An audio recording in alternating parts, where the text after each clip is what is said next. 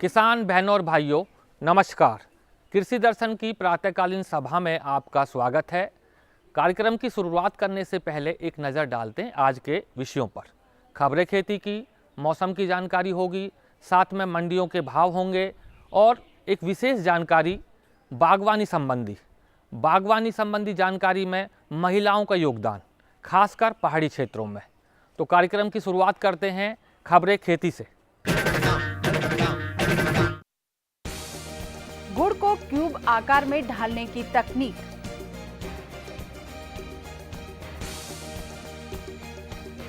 सस्ता बीज उपलब्ध कराने के लिए नई पहल। दुग्ध क्रांति पर संगोष्ठी और कृभको द्वारा उत्तराखंड में मिट्टी पानी की जांच। नमस्कार, खबरें खेती की में आपका स्वागत है। मैं हूं रीना रावत। अब खबरें विस्तार से। इस बार सर्दियों में गुड़ और भी अधिक आकर्षक रूप में बाजार में उपलब्ध होगा। गन्ने की खेती और उससे गुड़ का उत्पादन करने वाले किसान अब गुड़ को क्यूब के आकार में बना सकेंगे। ये आकर्षक आकार दिखने में सुंदर तो है ही, इससे छोटे छोटे पीस बनाना भी आसान है। गन्ने की खेती और उससे गुड़ का उत्पादन करने वाले किसानों के लिए अच्छी खबर। अब तक जो किसान गुड़ को ढेली या गेंद के आकार में तैयार करते थे, वे अब अपने उत्पाद को क्यूब के आकर्षक आकार में बना सकेंगे।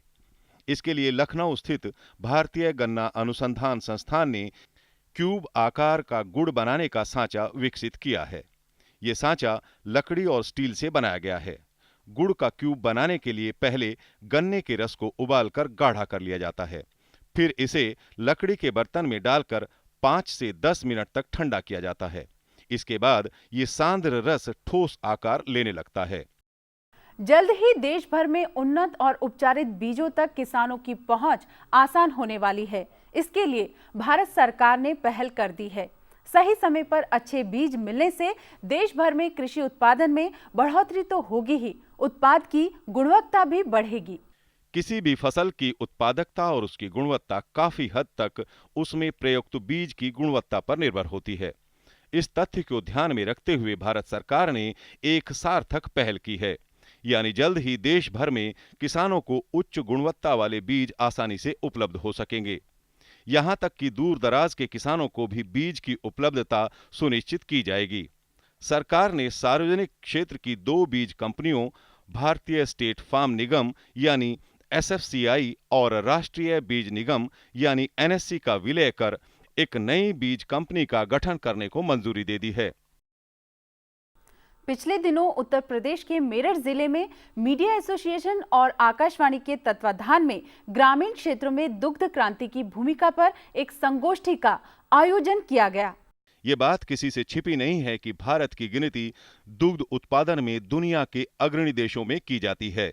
इसी कड़ी में मीडिया एसोसिएशन और आकाशवाणी के तत्वावधान में संगोष्ठी का आयोजन किया गया, जिसमें ग्रामीण विकास में दुग्ध क्रांति की भूमिका पर चर्चा की गई। जो दूध की फार्मिंग जो करते हैं, इसमें कीटाणु और इसके सफाई का थोड़ा ज़्यादा ध्यान रखा जाना चाहिए। और जो गाय है या भैंस है हमारे, और जो बकरियां हैं, उसका जो है वो भी उनका भी जो है ध्यान, मतलब उनका पालन का भी ये सही ढंग से समीक्षा की जानी चाहिए। उनको दुत्कारना नहीं चाहिए, उनको प्रताड़ित नहीं किया जाना चाहिए।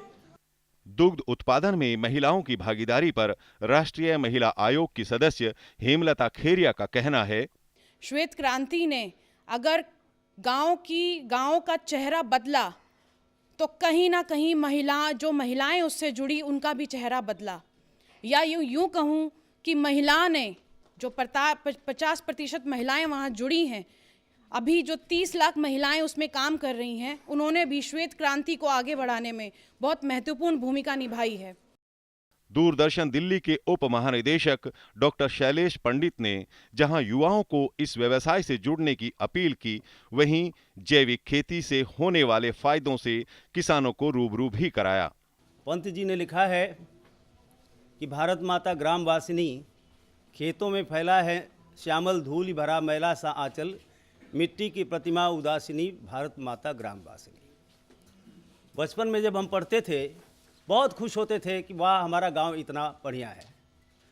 लेकिन क्या था गांव में कि गांव से निकले तो पाँव में इतना शनीचर था कि चलते चलते कहाँ से कहाँ पहुंच गए। तो अगर गांव में इस तरह से पशुधन बढ़ेंगे, दुग्ध क्रांति होगी, खेती के बाद यह एक बड़ा उद्योग होगा। गांव में पहली बार लाल बहादुर शास्त्री के ज़माने में RI-8 गेहूं आया और धीरे धीरे इतना गेहूं पैदा होने लगा। बचपन में मेहमान घर में आता था तो गेहूं की रोटी बनती थी, वरना हम जौ की रोटी खाया करते थे। धीरे धीरे इतना गेहूं पैदा होने लगा, इतने तरह से फसलों को बिगाड़ा गया। अगर गांव में पशुधन होगा तो उससे कम जैविक खाद से हम अपने फसलों को संपन्न कर सकेंगे। उत्तराखंड के किसानों के उत्थान के लिए जहां सरकार ने बहुत सारी योजनाएं लागू की हैं, वहीं सहकारी समितियां भी बढ़ चढ़कर इस कार्य में जुटी हैं। पेश है एक रिपोर्ट। किसान भाइयों, मिट्टी के स्वास्थ्य को ठीक रखने के लिए उसमें पोषक तत्वों का सही मात्रा में इस्तेमाल करना जरूरी है। इसी संदर्भ में पिछले दिनों क्रिबको द्वारा उत्तराखंड के किसानों के लिए मिट्टी और पानी की जांच कार्यक्रम का आयोजन किया गया, जहां पर विशेषज्ञ ने मिट्टी के नमूनों को लेना और उन्हें किस तरह जांच के लिए प्रयोगशाला तक भेजा जाए जैसे तमाम विषयों की जानकारी किसानों को दी। देखिए, क्रिबको के द्वारा किसानों के हित में बहुत से कार्यक्रम चलाए जाते हैं, जैसे किसान गोष्ठी है, फील्ड डिमोन्स्ट्रेशन है, सेमिनार है, किसानों का एक स्टेट से दूसरे स्टेट में भ्रमण है, यूनिवर्सिटियों में प्रशिक्षण दिलाया जाता है, उनका भ्रमण कराया जाता है। उसी तरीके से मिट्टी का परीक्षण कराया जाता है। उत्तराखंड के इस क्षेत्र में, नौगांव क्षेत्र में, हमने यहाँ के किसानों के खेतों की मिट्टी का नमूना लेने के प्रशिक्षण दिया है और किसानों से जो भी काश्तकार अपने खेतों की मिट्टी लेकर आए हैं, उस मिट्टी को हम अपनी क्रिबको की लेबोरेटरी में नोएडा में लेकर जाएंगे और उसमें मिट्टी का टेस्ट कराकर किस खेत में, किस काश्तकार के किस खेत में मिट्टी के नमूने में किन किन तत्वों की कमी है और कितने तत्व हैं, उसकी पूरी जानकारी हम किसान को निःशुल्क उपलब्ध उसके घर तक पहुंचाएंगे। किसान भाइयों, खेती किसानी में मौसम की एक अहम भूमिका होती है, क्योंकि खेती का कोई भी कार्य आप मौसम को ध्यान में रखे बिना नहीं कर सकते। तो आइए लेते हैं मौसम का पूर्वानुमान। मौसम विज्ञान विभाग के अनुसार अगले 24 घंटों के दौरान जम्मू कश्मीर, हिमाचल प्रदेश, उत्तराखंड के कई इलाकों में बर्फबारी होने की संभावना है। अगले 48 घंटों के दौरान दिल्ली, हरियाणा, चंडीगढ़, उत्तर प्रदेश में शीतलहर चलने की संभावना है और अगले 24 घंटों के दौरान पश्चिम बंगाल, सिक्किम, तमिलनाडु में भारी वर्षा की संभावना है। ये लो और बताओ। बस। अरे ये क्या भैया जी, बस इतनी सी रासायनिक खाद? किसानी छोड़ रहे हो क्या? किसानी नहीं, नादानी छोड़ रहे हैं। मिट्टी की जांच कराई है। अब तो लालाजी जितनी जरूरत है उतने ही उर्वरक खेत में डालेंगे। हाँ, किसान भाई आज ही अपने जिले की नजदीकी भूमि परीक्षण प्रयोगशाला में मिट्टी की जांच जरूर करवाएं और मिट्टी में पोषक तत्व, नमी व पौधे के विकास को देखते हुए केवल जरूरत के अनुसार ही पोषक तत्व डालें। और हाँ, मिट्टी में गंधक, जस्ता, बोरोन जैसे सूक्ष्म पोषक तत्वों का पता लगाना भी न भूलें। उर्वरक और जैविक खाद के सही उपयोग से भूमि का उपजाऊपन बनाए रखें, उत्पादकता बढ़ाएं, खर्चा घटाएं और बहुमूल्य विदेशी मुद्रा बचाने में भी सहयोग दें। और हाँ, धीमी गति से नाइट्रोजन उपलब्ध कराने वाले उर्वरकों जैसे नीम लेपित यूरिया को प्राथमिकता दें और यूरिया का पत्तों पर छिड़काव करें। अरे वाह, तू तो सचमुच समझदार हो गया रे। अधिक जानकारी के लिए संपर्क करें जिला कृषि अधिकारी या किसान कॉल सेंटर। आइए अब देश की विभिन्न मंडियों में जिंसों के भावों की जानकारी लेते हैं, क्योंकि मंडियों में चल रहे दामों की सही जानकारी ही आपको आपकी मेहनत के सही दाम दिलवाएगी।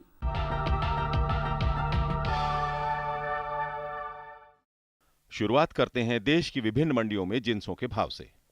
मसूर दाल कछार असम की मंडी में न्यूनतम 7,000 रुपये प्रति क्विंटल से अधिकतम 7,500 रुपये प्रति क्विंटल रहे और जम्मू मंडी जम्मू और कश्मीर में 5,900 से 6,200 रुपये प्रति क्विंटल रहे। कॉफी पुलपल्ली केरल की मंडी में न्यूनतम 10,000 से अधिकतम 12,000 रुपये प्रति क्विंटल रहे। बाजरा देहगम गुजरात की मंडी में 1,335 से 1,380 रुपये प्रति क्विंटल रहे और अबू रोड राजस्थान की मंडी में 1,325 से 1,375 रुपये प्रति क्विंटल रहे। चावल कछार असम की मंडी में 2,400 से 2,800 रुपये और विशाखापट्टनम आंध्र प्रदेश की मंडी में 3,400 से 3,600 रुपये। मक्का अजमेर राजस्थान की मंडी में 1,450 से 1,500 रुपये और कोविलपट्टी तमिलनाडु की मंडी में 1,400 से 1,500 रुपये प्रति क्विंटल रहे। अब एक नजर डालते हैं फल सब्जियों के भाव पर। सेब नारनौल हरियाणा की मंडी में न्यूनतम 4,000 रुपये प्रति क्विंटल से अधिकतम 5,000 रुपये प्रति क्विंटल रहे और उधमपुर जम्मू और कश्मीर की मंडी में 5,000 से 6,000 रुपये प्रति क्विंटल रहे। अमरूद गोहाना हरियाणा की मंडी में 1,000 से 1,400 रुपये और नाभा पंजाब की मंडी में 1,300 से 2,400 रुपये। टमाटर अंकलेश्वर गुजरात की मंडी में 700 से 1,125 रुपये और चीका हरियाणा की मंडी में 1,600 से 1,900 रुपये। प्याज बस्ती उत्तर प्रदेश की मंडी में 1,300 से 1,500 रुपये और उधमपुर जम्मू और कश्मीर की मंडी में 1,600 से 2,000 रुपये। आलू हिंडोला ओडिशा की मंडी में 1,000 से 2,000 रुपये और बटाला पंजाब की मंडी में 800 से 850 रुपये प्रति क्विंटल रहे। अब एक नजर विभिन्न मंडियों में मसालों के भाव पर। काली मिर्च सुल्तान बाथेरी केरल की मंडी में न्यूनतम 50,000 रुपये प्रति क्विंटल से अधिकतम 52,000 रुपये प्रति क्विंटल रहे। अदरक नारनौल हरियाणा की मंडी में 3,000 से 4,000 रुपये प्रति क्विंटल रहे और कोथामंगलम केरल की मंडी में 18,000 से 19,000 रुपये प्रति क्विंटल रहे। खेती की खबरों में आज इतना ही। कृषि दर्शन कार्यक्रम में और अधिक रोचक और ज्ञानवर्धक जानकारियों के लिए देखते रहिए कृषि दर्शन।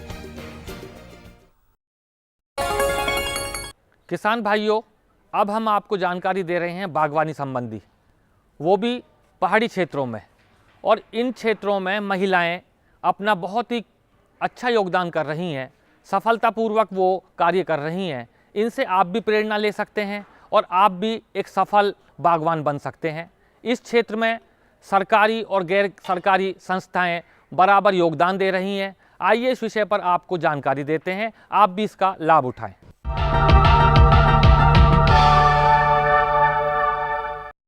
हमारे देश का किसान बहुत मेहनती है और हमारे वैज्ञानिक भी पीछे नहीं है, वो भी काफ़ी मेहनत करते हैं, नई नई किस्में निजात कर रहे हैं और हमारा किसान उनकी बातों को अपना रहा है। लेकिन आज भी पूरे देश की बात करें तो कल लगभग 42,000 करोड़ हमारी जो फल सब्जी है वो ख़राब हो जाती हैं, क्योंकि हमारे पास कई तरह के साधन नहीं हैं। लेकिन सहकारिता के माध्यम से हमारे किसान भाई बहुत कुछ कर सकते हैं। ऐसा ही उदाहरण है श्री जगदम्बा समिति उत्तराखंड, जिन्होंने छोटे किसानों को जोड़ के कुछ काम किया है। मेरे साथ हैं श्री जगदम्बा समिति के अध्यक्ष श्री सेमवाल जी। सेमवाल जी, आज के कार्यक्रम में स्वागत है। हम देख रहे हैं यहाँ नौगांव में अक्सर लोग बनाते हैं शहरों के पास कोल्ड स्टोर, लेकिन आपने बागान के बीच में ही क्यों चुना? इसको इतने दूर और किसानों के बीच में बनाने का मुख्य उद्देश्य हमारा ये है कि जैसे ही किसान अपने फलों को या अपनी सब्जियों को तोड़ता है और उस स्थिति में उसको बेचना पड़ता है, तो उसके नज़दीक ही विपणन की सुविधाएं हों, उसे तुरंत जाके अपने स्टोर की कंपनी को या अपने ही सहकारी समितियों को वो बेच सके और ज़्यादा से ज़्यादा ध्यान अपने तुड़ान पर और सही समय पे उसको पहुंचाने पे लगा सके। यदि बाज़ार के नज़दीक बनाते हैं ऐसे स्टोर, तो किसान को वहाँ तक अपना सामान पहुँचाना पड़ता है और जो हम कहते हैं कि हमारे देश में पोस्ट हार्वेस्ट की बहुत क्षति है, वो ज़्यादातर खेत से लेके और स्टोरेज या बाज़ार तक पहुँचाने में है। तो हम किसान के नज़दीक ही इसलिए पहुँचे कि वो अपना ध्यान केवल तुड़ाई पे और उत्पादन पे केंद्रित करे और तत्काल अपने फल सब्जियों को स्टोर तक पहुंचा सके। तो इस तरह से जो रास्ते में उसके ख़राब हो जाते हैं फल सब्जियां वो बचा सके और उसका जो फ़ायदा मिले उस उत्पादन का वो किसान के पास पहुंच सके। इसलिए हम इतने दूर आए हैं और यही पूरी श्रृंखला का, पूरी चेन का एक उद्देश्य होना चाहिए कि हमारे पास बड़े स्टोर बाज़ार के पास हों, छोटे किसान और बाज़ार के बीच में हों और किसान के फार्म पे उनके संग्रहण केंद्र हों। तो ये हमारा एक उद्देश्य है जिसकी हम पहल कर रहे हैं। शैमाल जी, आपने एक श्रृंखला की बात करी और भारत सरकार भी आज बहुत कोशिश कर रही है, प्रयास कर रही है और सुविधाएं दे रही है चेन कोल्ड की। तो वो चेन कोल्ड क्या है, क्या आपने भी शुरू किया हुआ? कोल्ड चेन जो शीत श्रृंखला है वो मुख्यतः उत्पादन क्षेत्र से यानी फार्म से लेके और उपभोक्ता तक फल और सब्जियों को उसी रूप में फ्रेश और ताज़ा पहुंचाने की एक सप्लाई चेन है जिसमें हम अधिक से अधिक अपने उत्पादन को बचा सकें और उसका अपने उपभोक्ताओं को उपलब्ध करा सकें, साथ ही साथ किसान को, उत्पादक को उसका उचित मूल्य दे सकें। इसमें जो पहला चरण है वो शुरू होता है प्रशीतन से, प्री कूलिंग जिसको बोलते हैं, पूर्व प्रशीतन। हमने फल और सब्जी को तोड़ा और तुरंत उसको ठंडा कर दिया, कूल कर दिया, ताकि जो भी उसके नज़दीक का छोटा स्टोर है जैसे हमने यहाँ पे बनाया है वहाँ तक वो पहुँच सके और जितना भी उसका लॉस इस बीच में होना है उसको पकने से या सड़ने से या गलने से वो बचा जा सके। तो पहले प्री कूलिंग सेंटर इनको बोलते हैं जो किसान के फार्म पे ही चाहिए। दूसरा, छोटे स्तर के कोल्ड स्टोर, उसके बहुत सारे ऐसे प्री कूलिंग सेंटर के नज़दीक होना चाहिए और इनको लाने के लिए भी हमारे पास प्रशीतन ट्रक होने चाहिए, कूलिंग रेफर वैन होनी चाहिए, ताकि जब भी हमने उसको कूल कर दिया तो वो उसी तरह के ट्रक में आए। और ये छोटे स्टोरेज के बाद एक बड़ा मार्केट के नज़दीक होना चाहिए बड़े शहरों में, ताकि इन स्टोरों से वहाँ तक भी वो जाए और फिर से आपको रेफर ट्रक की ज़रूरत पड़ती है और तब वहाँ से लेके उपभोक्ता तक पहुँचने में हमें जो रिटेल आउटलेट हैं जहाँ से ये फल सब्जियाँ बिकती हैं वो भी उसी तरह के वातावरण में होनी चाहिए। तो यदि इस पूरे को देखें तो इसको हम कोल्ड चेन कहते हैं, इसको एक शीत श्रृंखला कहते हैं, जिसके लिए सरकार विभिन्न एजेंसियों के माध्यम से कार्य कर रही है और कुछ अभी तक इसके उदाहरण हैं जिनमें सफलता मिल रही है। विदेशों में ये जितने भी फ्रेश फ्रूट एंड वेजिटेबल हैं, जितने फल सब्जियां हैं, उसमें कोल्ड चेन कब की बन चुकी हैं और इसीलिए वहाँ पे जिसको हम पोस्ट हार्वेस्ट लॉसेस बोलते हैं, जो उत्पादन के बाद की क्षति है वो करीब 5% से कम है। हमारे देश में वो अभी भी 20 से 30% है और यदि हमने केवल इस श्रृंखला को बना दिया, इसमें सही निवेश किया और सही ढंग से किसान से लेकर उपभोक्ता को जोड़ पाए तो हम अपने इस 20% से लेकर 30% तक के उत्पादन को बगैर अतिरिक्त कुछ किए बचा सकते हैं। तो ये हमारा एक प्रयास है। इसमें हमने अपने वाले में भी ये किया है इस परियोजना में कि किसानों को संगठित करके उनके pre cooling, pre sorting centre बनाए हैं, फिर उनको रेफर वैन दी हैं और एक छोटा स्टोर यहाँ पे बनाया है। अगले चरण में हमारा ये प्रयास है कि हम बाज़ार के नज़दीक भी कुछ बड़े स्टोर बनाएं और धीरे धीरे उन संस्थाओं से, उन कंपनियों से मिलें जिनके कोल्ड आउटलेट हैं, जिनके ऐसे बेचने वाले साधन हैं। मदर डेयरी के जैसे इसमें प्रयास कर रही है। तो ये अकेले कंपनी या अकेले व्यक्ति या अकेले विभाग के बस की बात नहीं है, इसमें सब लोगों को संयुक्त रूप से काम करना पड़ेगा और इसमें समय लगेगा, लेकिन यदि कर पाए तो देश का बहुत सारा कृषि उत्पादन बच जाए। शैमाल जी, हमारी खेती में, हमारी बागवानी में, हमारे पशुपालन में महिलाओं की अहम भूमिका होती है और ज़्यादातर काम महिलाएं संभाल रही हैं। तो क्या आपने भी अपने समिति में जोड़ा है महिलाओं को, उनके प्रयास बढ़ाने के लिए कुछ कर रहे हैं? जी, हमने महिलाओं को भी इन कंपनियों में, इन सहकारिताओं में जोड़ने का प्रयास किया है और ये बिल्कुल आपने सही कहा है कि महिलाओं की जो भूमिका है कृषि के क्षेत्र में और कृषि उत्पादन के क्षेत्र में बहुत ज़्यादा बहुत काबिले तारीफ़ है। वही सारा अधिकतम काम करते हैं, खास करके पहाड़ों में तो महिलाओं पे ही सारी कृषि व्यवस्था आधारित है। लेकिन समस्या है उनकी भागीदारी, ना तो वो ज़मीन के मालिक हैं हैं, ना वो उससे जो भी बाजार लायक उत्पादन मिलता है उसके मालिक होते हैं, और ना ही उससे जो भी आमदनी होती है उसमें उनकी ज़्यादा हिस्सेदारी होती है। हाँ, ये ज़रूर है कि परिवार के भरण पोषण के लिए कृषि से जो भी निकलता है उसमें महिलाओं का हस्तक्षेप होता है। इस परियोजना में सेब के उत्पादक किसानों के साथ काम करते हुए हमें इस बात का ज्ञान 2 साल बाद हुआ, परियोजना प्रारंभ करने के, जब पता लगा कि जो भी अच्छा बहुत उत्तम दर्जे का सेब होता है उसको पुरुष सदस्य बेच देते हैं और वो पैसा उनके पास ही आता है, और ज़्यादातर उसमें से वो अपने निर्णय के अनुसार उसको खर्च करते हैं। तो महिलाओं ने हमसे दूसरे साल में आके पूछा, हमारे लिए भी यदि इसमें कुछ है तो आप कीजिए। तो ये देखा साहब कि ये जो उत्तम दर्जे का इनके पास फल है उसमें बहुत मुश्किल है कि पुरुष अपने स्वामित्व को उससे छोड़ें। तो जो मध्यम दर्जे का सेब बच जाता था, हमने उसके लिए प्रयास किया कि उनको उसकी प्रोसेसिंग सिखाएं, उसका प्रसंस्करण सिखाएं, उससे वो जैम बनाएं, अचार बनाएं, जूस बनाएं, और फिर उसमें उनके लिए एक जूस फैक्ट्री बनाई है। इस जूस फैक्ट्री में सारी की सारी भागीदारी महिलाओं की है, उसमें वो सारे शेयर होल्डर्स हैं, उसमें वो डायरेक्टर हैं, और महिलाएं ही उसका सारा संचालन करते हैं। फ़ायदा ये हुआ कि स्टोर से यद्यपि ज़्यादा मुनाफा कमाने की संभावना थी और हुआ है वो, लेकिन उसका उपयोग उतना त्वरित और अच्छी गति से नहीं हुआ है जितना इस जूस फैक्ट्री से हुआ है, क्योंकि उनका उत्पादन एक तो सस्ता उनको मिल गया, वो मध्यम दर्जे का जो उनको फल मिलता है, दूसरा उसके जो बाज़ार से आमदनी हुई वो जो फ्रेश सेब बेचते हैं उससे ज़्यादा हुई, और उसमें ज़्यादा वैल्यू एडिशन की ज़रूरत थी, ज़्यादा मूल्य संवर्धन की ज़रूरत थी। तो महिलाओं ने उसमें रुचि भी दिखाई और उसको वो अभी अच्छी तरह से व्यवस्थित भी कर रहे हैं। तो यदि हम महिलाओं के भागीदारी की कृषि में बात करें तो ये पहले देखना पड़ेगा कि वास्तव में सामाजिक रूप से, पारिवारिक रूप से उनको किस उत्पादन के ऊपर ज़्यादा स्वामित्व मिल सकता है और किसे वो बहुत सरलता से मूल्य संवर्धन उसमें करके अपनी आमदनी बढ़ा सकते हैं, बगैर किसी अतिरिक्त श्रम के या बगैर किसी अतिरिक्त समय लगाए। तो ये हम वो भी प्रयास कर रहे हैं, और ऐसे अन्य बहुत सारे उत्पादन हैं जिनके वैल्यू एडिशन की ज़रूरत है। हमारी ये कोशिश है कि हम शोध संस्थानों से, यूनिवर्सिटी से मिलके भी महिलाओं के लिए कुछ करें, तो हमारे प्रयास जारी हैं। किसान भाइयों, जैसा कि आपने अभी सेमवाल जी ने बताया कि महिलाओं को साथ में जोड़ के संगठन बनाया और आज महिलाएं अपने पैरों पर खड़ी हैं। महिलाएं पूरे देश में अलग अलग जिस तरह कृषि होती है, महिलाओं की बहुत भागीदारी हो सकती है कई तरह के उत्पाद बना के। सेमवाल जी, आपने बहुत अच्छी जानकारी दी। हम उम्मीद करेंगे आपके प्रयास जरूर सफल हैं, इसी तरह चलते रहें। आपका बहुत बहुत धन्यवाद। बहुत बहुत धन्यवाद। नमस्कार।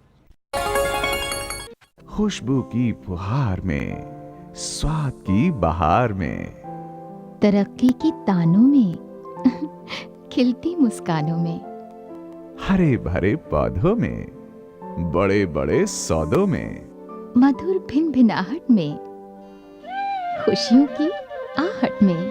NHM बागवानी मिशन, हमारी चाहत आपकी मुस्कुराहट।